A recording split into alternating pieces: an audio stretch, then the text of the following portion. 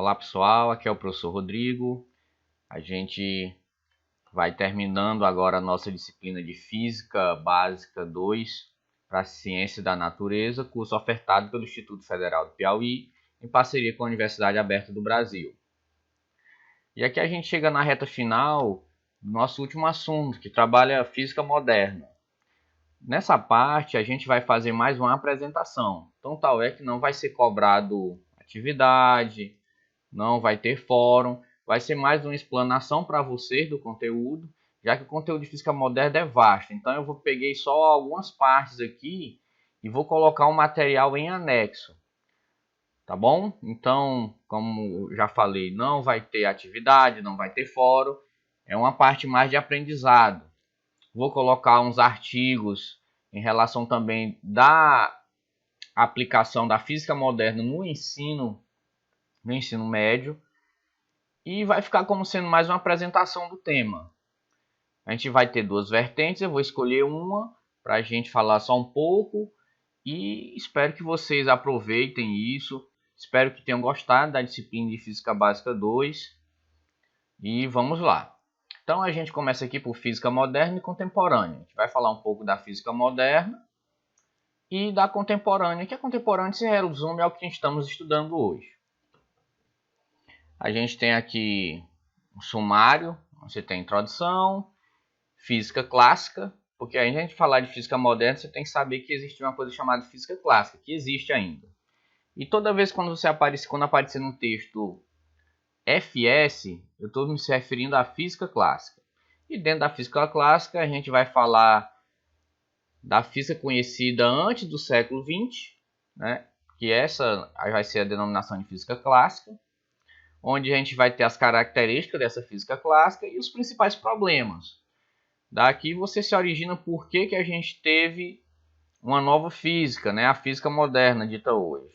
Devido a alguns problemas que a física da época, antes do século XX, não conseguia resolver. No tópico 3 aqui a gente tem física do século XX, que é o que a gente está se referindo à física moderna. A gente tem aqui as duas nuvens de Lord Kelvin, que é uma citação do Lord Kelvin, um grande físico que teve grande destaque na parte de termodinâmica da física. E a gente vai trabalhar, como eu falei, uma das vertentes, que no caso aqui a gente vai estar chamando de primeira nuvem. Vocês vão entender mais na frente porque é que eu chamo de primeira nuvem. E nisso a gente vai falar um pouquinho de efeito fotoelétrico. Esse efeito Compton a gente não vai falar. E a gente vai falar um pouquinho de mecânica quântica. Vamos dar as conclusões e as perspectivas. E por último a gente tem as referências. Bom, como sempre a gente tem uma motivação. Essa motivação aqui é que nossa motivação em estudar física moderna e contemporânea se deve aos seguintes fatores. Toda a sociedade está imersa nela. Assim, pessoal, tudo que está ao nosso redor, como foi citado nas aulas anteriores, tem a ver com física.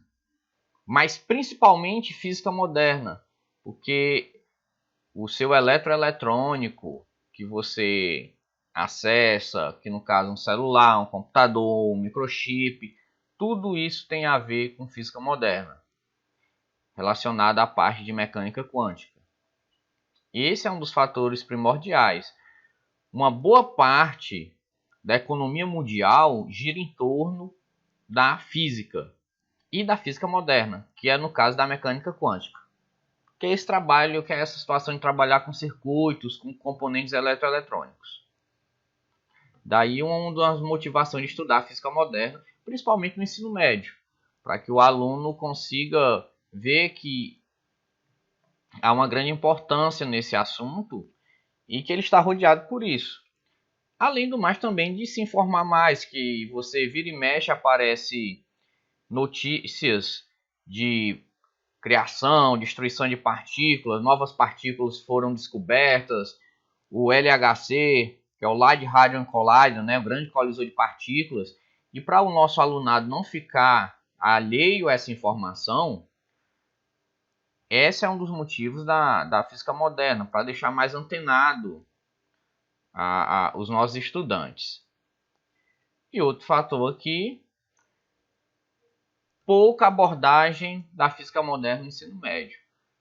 Recapitulando o que eu falei antes, a gente vê que hoje é pouco abordado a física moderna no ensino médio. Tem seus vários fatores. Um deles é que acaba sendo o último assunto do livro e, por ser final do ano, acaba não sobrando muito tempo para dar. Mas que que é de fundamental importância para o ensino do aluno, para a aprendizagem do aluno, tanto do professor como do aluno. Assim, o professor pode tocar em assuntos do cotidiano, em descobertas recentes da ciência, e o aluno consiga entender. Esses são os nossos principais motivos aqui nessa apresentação. O objetivo é entender a cronologia da física moderna, de onde foi que surgiu, qual foi a divisão entre física moderna e física clássica, por que isso aconteceu. Esse é um dos objetivos, entender isso.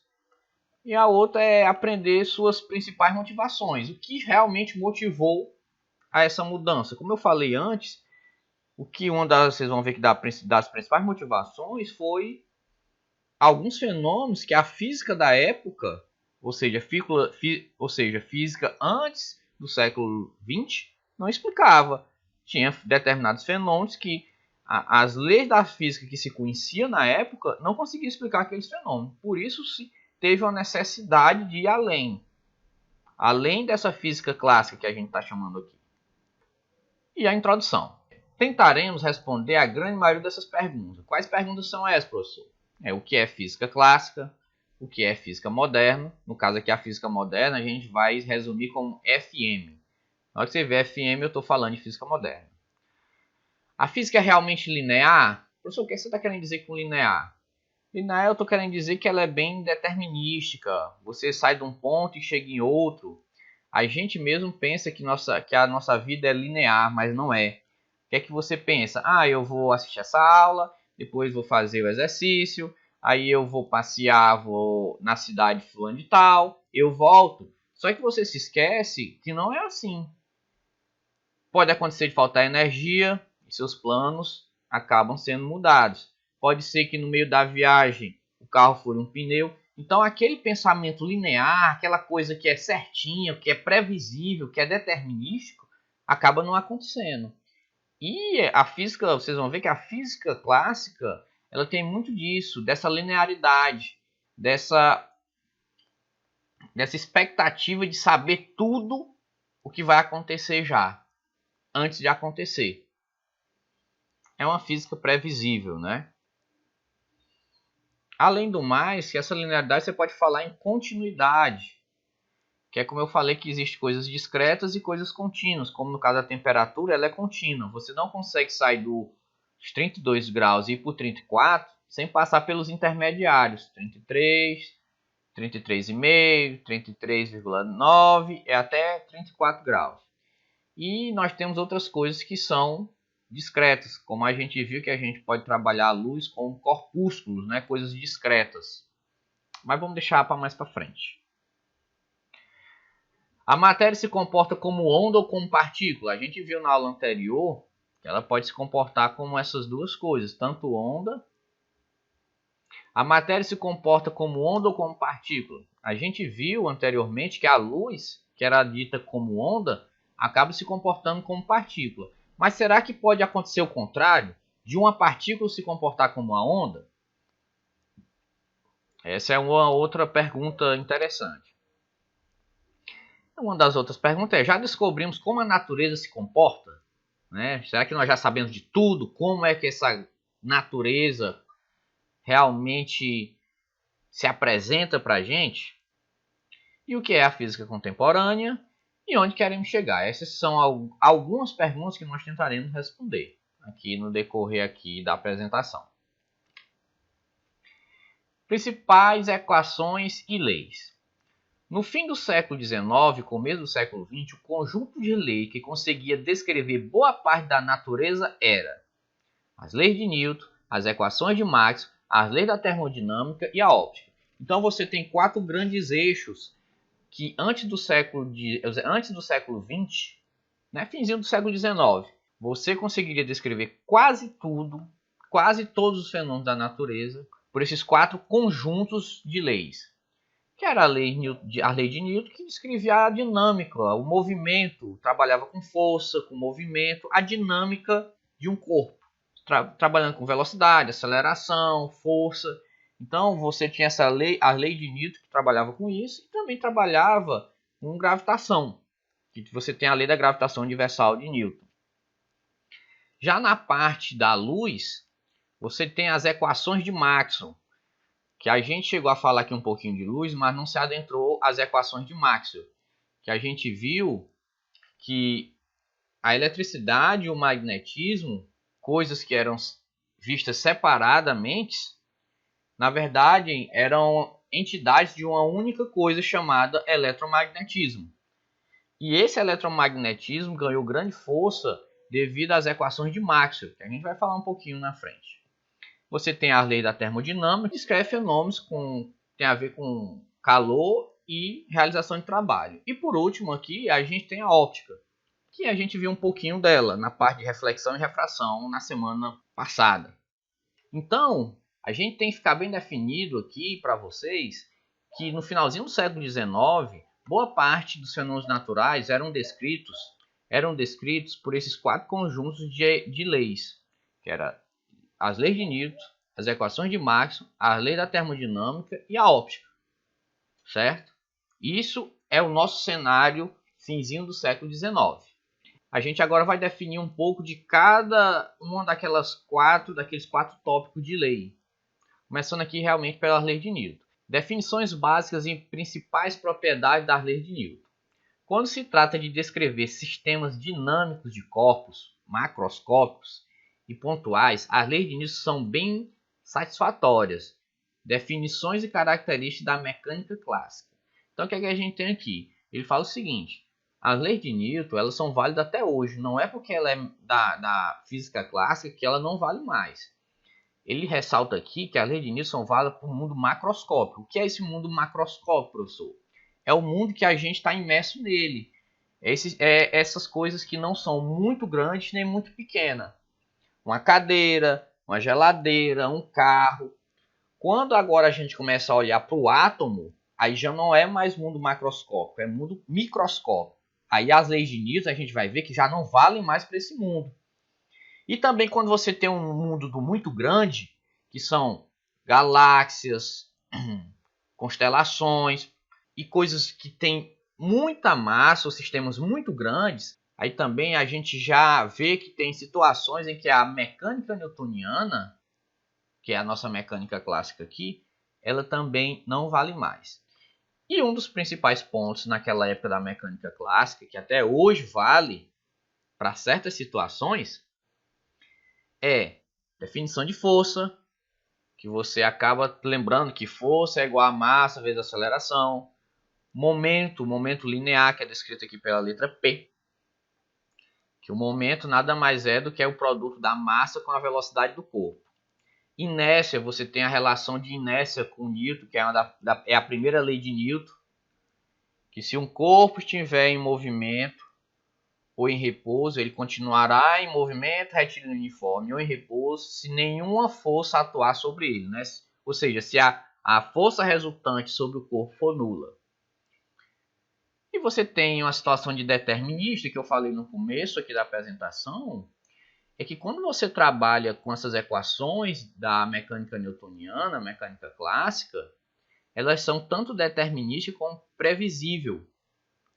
O professor quer dizer que prevê o futuro? De certa forma, sim.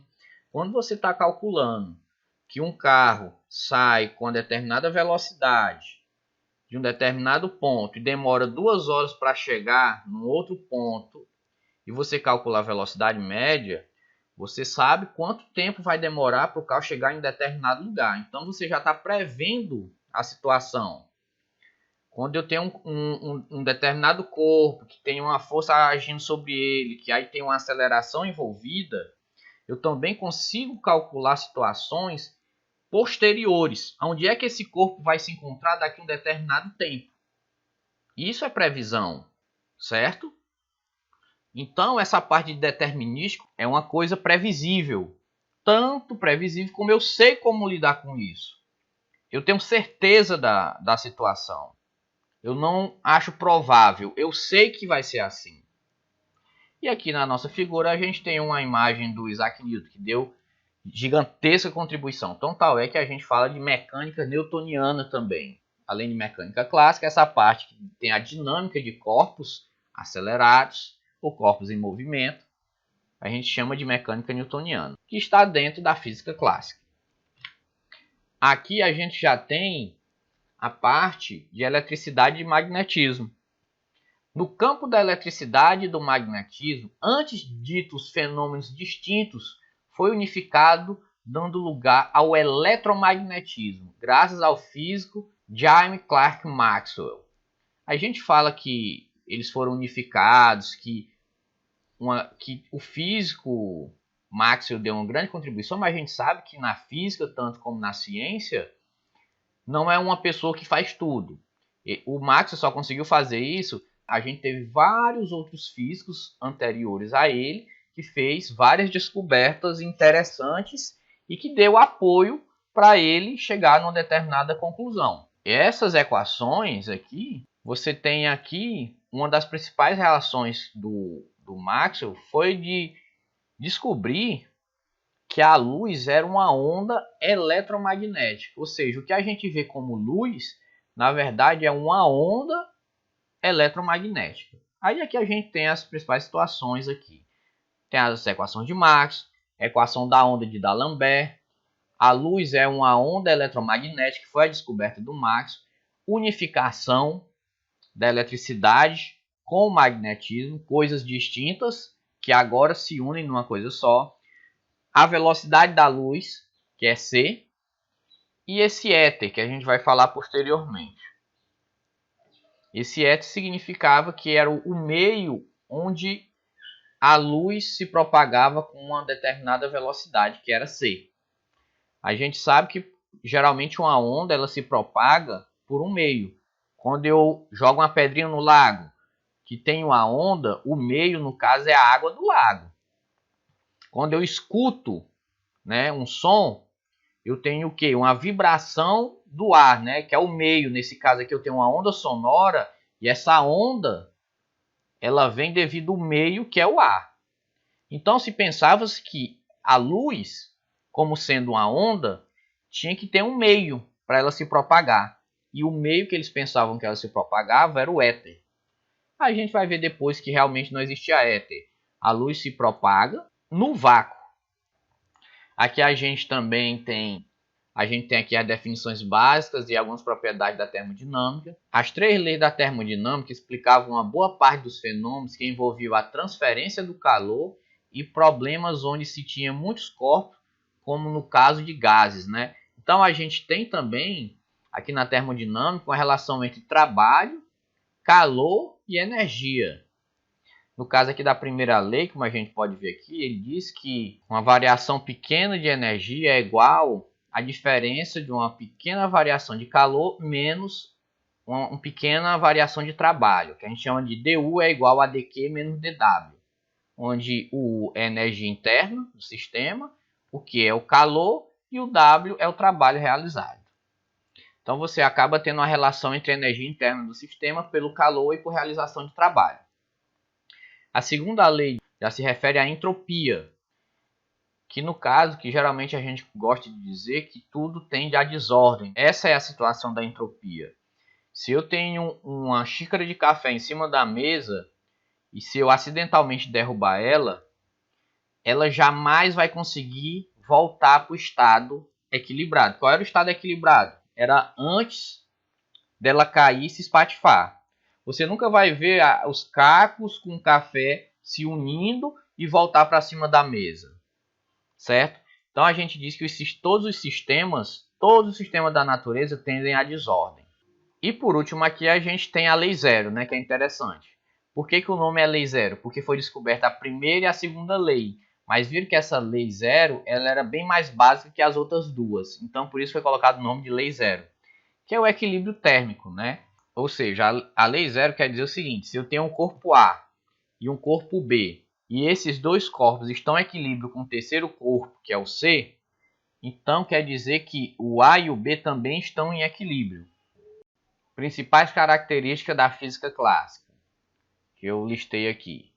Primeiro é determinismo.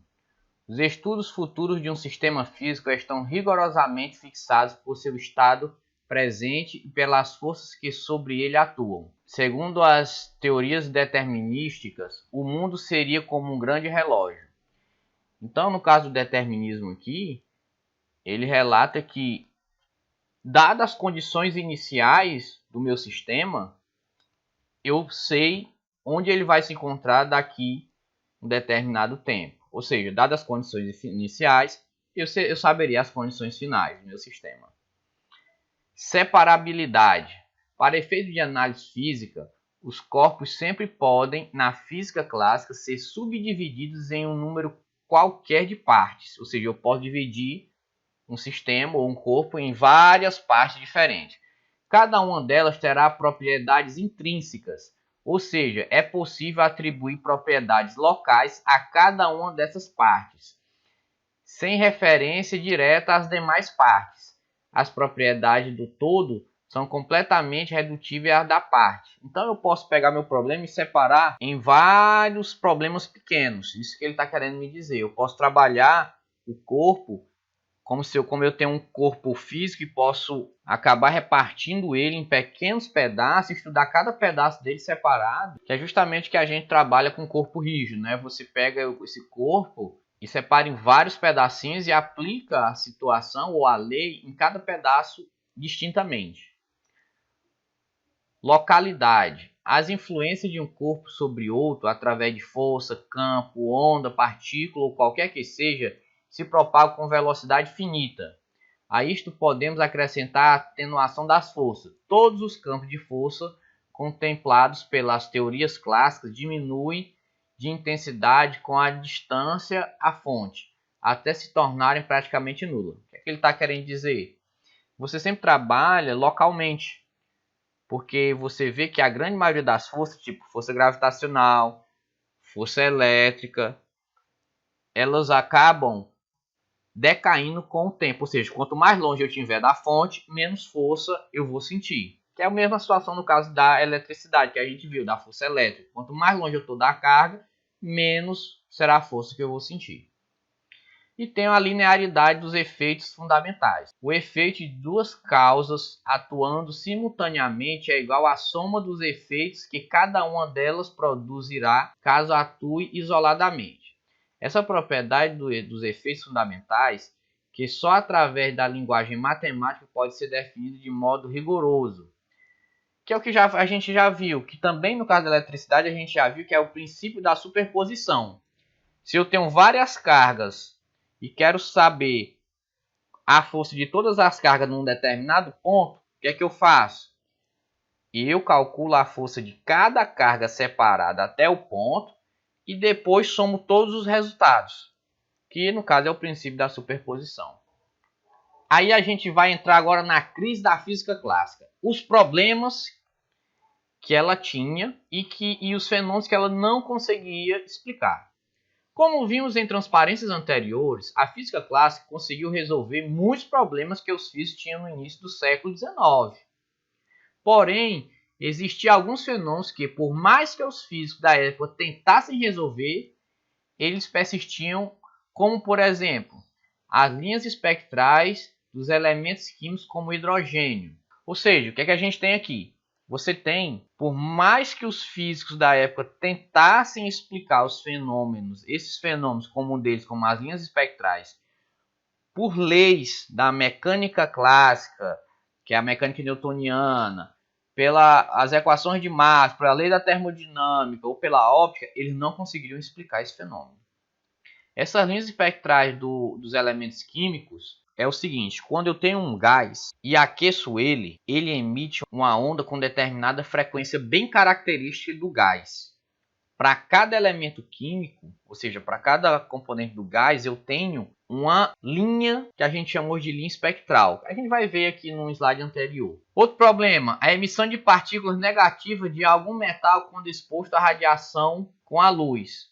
Esse caso aqui é o caso do efeito fotoelétrico, onde eu tinha o arranque de elétrons quando uma chapa de metal era exposto à luz. Ou seja, se eu iluminasse uma determinada chapa de metal, eu conseguiria arrancar elétrons desse metal. E nada da mecânica, nada da física clássica conseguiu explicar isso. Que a gente vai ver que é o efeito fotoelétrico, que está intimamente relacionado com as placas solares. Quem deu a interpretação física foi até o Einstein, que eu falei mais uma vez, que eu vou falar aqui mais uma vez, que ganhou o prêmio Nobel, não devido à relatividade restrita nem à geral, mas sim ao efeito fotoelétrico, que a gente também vai falar desse efeito fotoelétrico mais na frente. A não detecção do éter, vocês lembram que eu falei que a luz tinha uma velocidade c, mas era que eles pensavam que era num determinado meio chamado éter? Ou seja, a luz só conseguiria viajar a 300.000 km por segundo no éter. Mas eles não conseguiam detectar esse éter, não conseguiam detectar esse meio por qual essa onda viajava com essa velocidade. A física clássica não conseguia explicar. Também não conseguiram explicar a radiação emitida por um corpo negro, que a gente vai ver que é o início de tudo essa radiação de corpo negro. Radiação de corpo negro é o seguinte, você tem um corpo negro que é um corpo ideal. Ou seja, o que é um corpo ideal? É um corpo que absorve toda a energia que é incidida sobre ele e depois remite essa energia. Movimento de partículas de pólen na água, que é o conhecido como movimento browniano, também foi explicado por Einstein. O que é esse movimento browniano? Vocês viram que às vezes quando a gente está varrendo a casa, que tem sol, você vê aquelas partículas de poeira se movimentando.